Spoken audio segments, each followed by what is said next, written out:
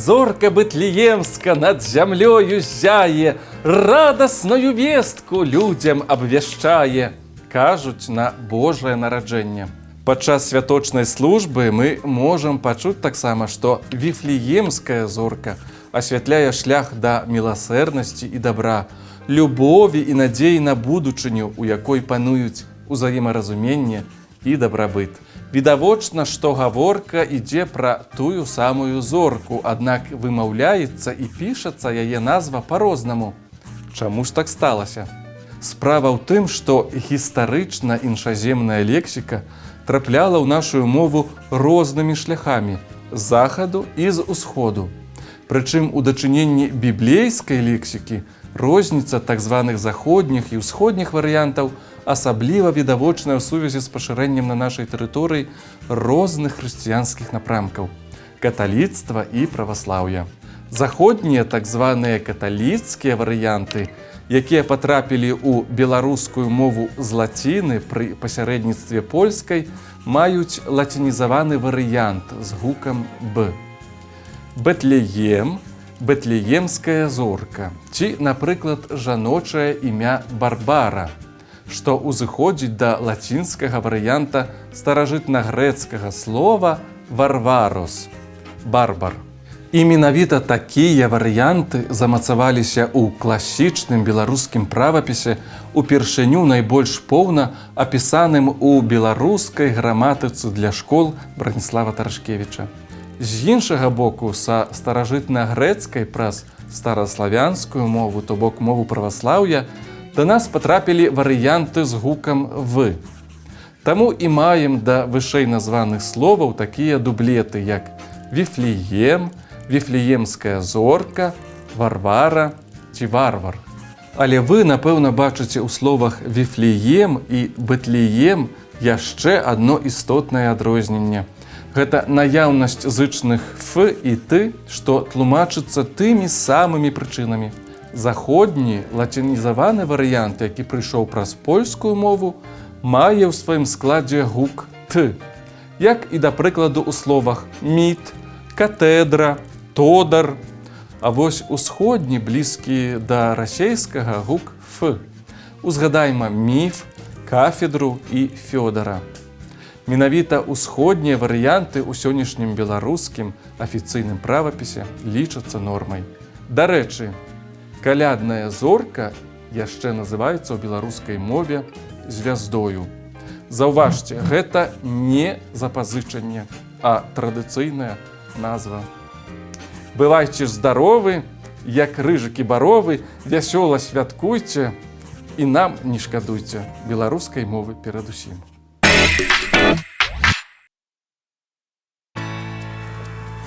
Опять. Все, починаем. Давайте. Можем? Добрый дзень, шаноўнае спадарства. У гасцях у праграмы «Мова на нова» акторская сям'я Дар'я і Андрэй Новікі і іхны гадаванец Дунай. Як у вашым жыцці з'явілася беларуская мова? Вы заўсёды беларускамоўныя былі? Не заўсёды. Ну, я таксама не заўсёды, таму што я нарадзілася ў Гомеле, а Гомель гэта вельмі расейскамоўны горад. Усе мои бацькі размаўлялі па-расейску, але моя бабуля была выкладчыцай беларускай і расейскай мовы ў школе. Філолог, так? Так, філолог. І таму яна, канешне, мне з дзяцінства чытала вершы Янкі Купалы, Якуба Коласа. У нас беларуская мова была. І мне вельмі пашчасціла з педагогамі ў школе. Моя класная кіраўніца была беларускамоўнай, і яна вельмі добра выкладала мову. У мяне была 10. О, супер, віншую.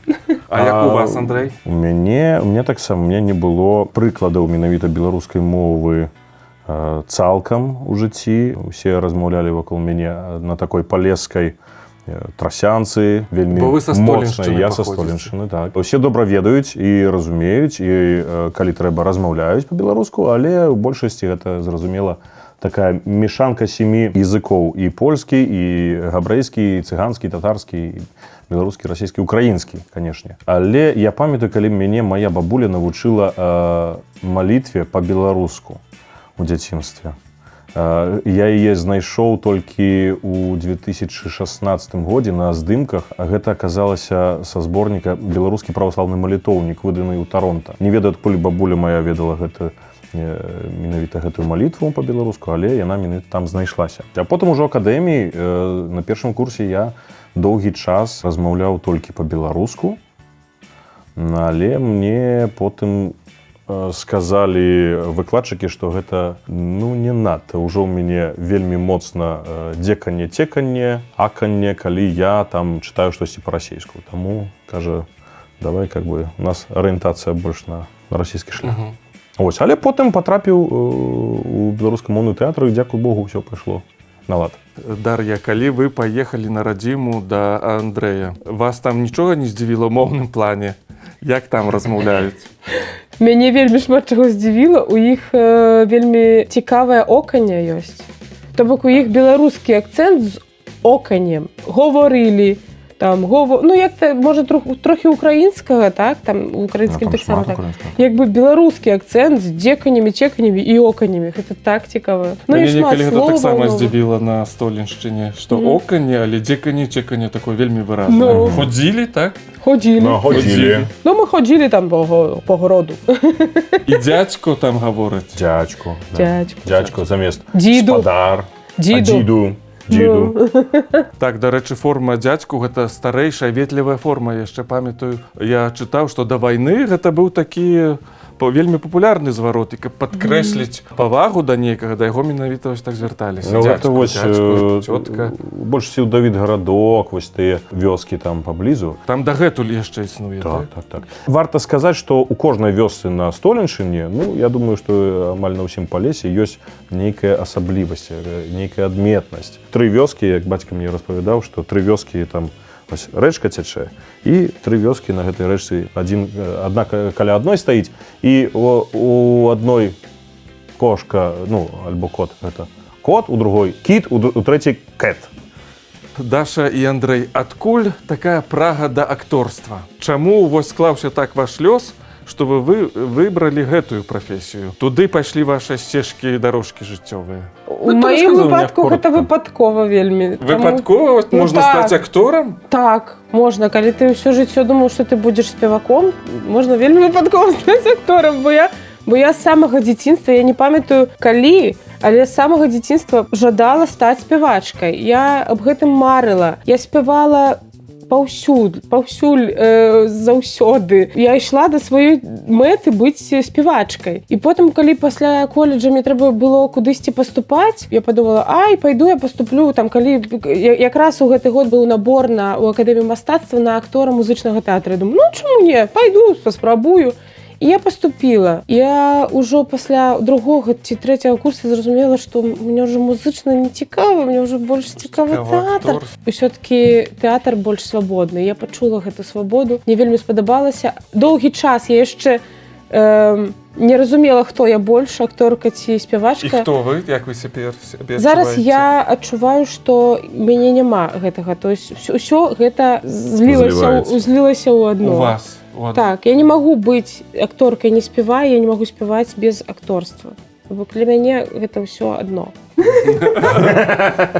І муж даведаўся нечага новага нават.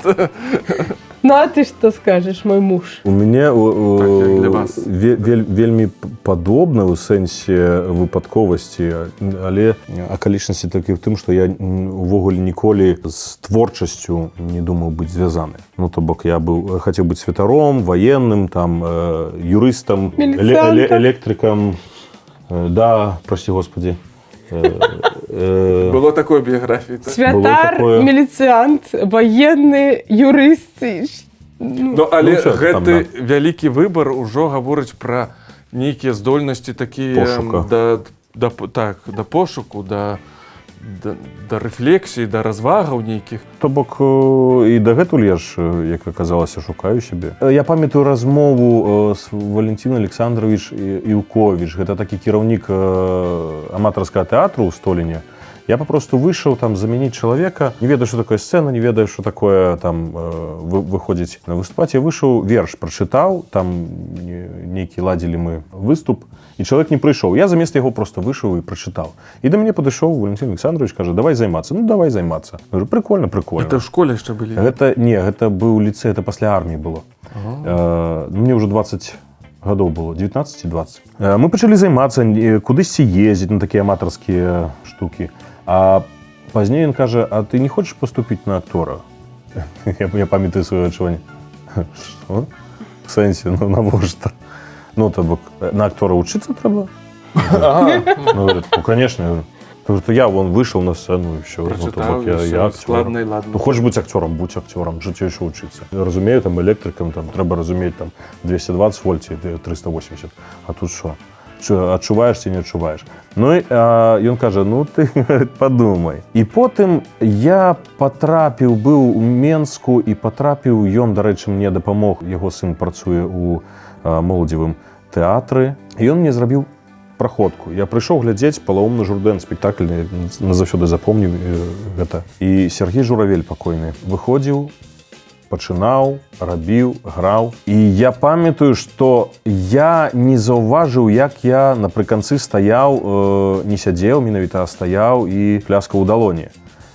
І вось тады я адчуў нейкую такую моц у гэтым. І помню, што думка моя была менавіта такая, цытата: «Я вельмі хацеў бы выклікаць у людзей менавіта такія пачуцці». Шановныя, вы зняліся у першым серыяле Белсату. І муж, і жонка. Вы ўдваіх. У розных, а нават сустрэліся ў апошняй навеле. Чым для вас быў досвед удзелу у серыяле «Працэсы»? Штосьці вы, можа, для сябе адкрылі, штосьці зразумелі? Увогуле, з якімі эмоцыямі на план прыходзілі, на здымачную пляцоўку? Для мяне гэта быў першы план у жыцці. Увогуле, упершыню? Першыя здымкі Першы досвед у за жыцці. кіно, так? Так, шчыра кажучы, было страшна. Страшна? Так, вельмі страшна, просто страшна. Я прыходзіла на план, і мне было страшна. Я падыходзіла да Андрэя Кашперскага, это першы раз мой, я не ведаю, што рабіць.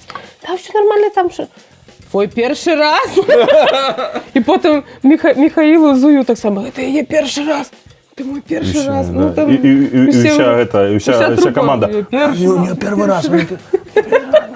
А вы, Андрей, вы хотели стать милициянтом, а заграли амапаўца. Стали им. Ваша мара здзейснілася, кажуць, бойцеся сваіх жаданняў, бо яны могуць здзейсніцца. Не, ну то бок я ж до пераезду яшчэ недавно выпуск быў на Белсаце, дзе я там пажартаваў, і гэта стало загалоўкам. Это стало мемом, можно сказать. Да, заслужены продажны мент Беларусі. Ну, то бок у мяне гэтых роляў продажных ментоў, ну, і як я там уже сказаў, што чамусьці ўсе Сергеі, ну, не ведаю. Там цэлая торба. А як вы лічыце, некаторыя адзначаюць, што серыял «Працэсы» вельмі цяжкі, і для людзей з Беларусі ён можа быць сапраўды вельмі такім траўматычным, яны не здолеюць яго глядзець.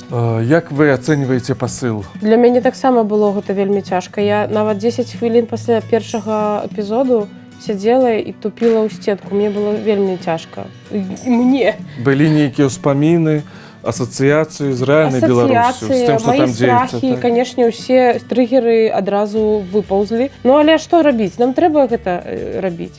Нам трэба гэта паказваць не сваім нават, можа, а можа і сваім таксама, бо не ўсе ж так успрымалі гэта і ўспрымаюць. Але трэба паказваць свету, што ў нас адбывалася і што ў нас адбываецца, і што можа адбывацца, калі гэта ўсё застанецца так, як ёсць. Ну, моя думка такая, она камусьці можа быць не даспадобы, але баліць, не баліць, ну, неяк трывай. Таму што маўчаць нельга. Трэба аб гэтым казаць, баліць і не баліць камусьці. У сэнсе, калі пачалася вайна ў краіне, усе творцы толькі пра гэта і робяць. Па ўсёй Еўропе, па ўсяму свету, і асвятляюць праблему. Чаму мы павінны маўчаць і думаць, як гэта балюча для кагосьці траўматычна будзе? Так, нам трэба гэта рабіць дзеля таго, каб наша праблема асвятлялася і была неяк на слуху, каб не забывалі. Калі мы гэтага рабіць не будзем, ніхто і не будзе аб нас ведаць. Усе падумаюць, што ўсё нармальна. Ну, там мы пахадзілі з с этими И мы, клеточками. и мы всё. забудем, и у Беларуси все забудут, скажут, ну было что-то, ну да, а что было, уже как бы и не помню. Ну, сапраўды кажуць, каб вырашыць праблему, трэба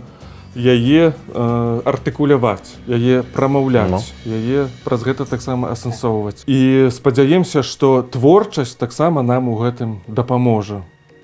Менавіта яна і дапаможа. Так, менавіта яна дапаможа. Дзякуй вялікі Дзякуй за вялікі. гэткую цёплую лямпавую размову і спадзяюся пабачу вас зноўку на экранах. Дзякуй вялікі. Дзякуй. До До сустрэчы. сустрэчы. До сустрэчы. Будьма. Дунай, Дунайка, скажи, ко мне, Дунай. Дунай. Дунай. Мама, мама, мама, мама, мама. Молодец. Нормально. Молодчинка. У праграме «Мова на нова» нават сабака загаварыў па-беларуску. Размаўляем ж і мы ўсе разам.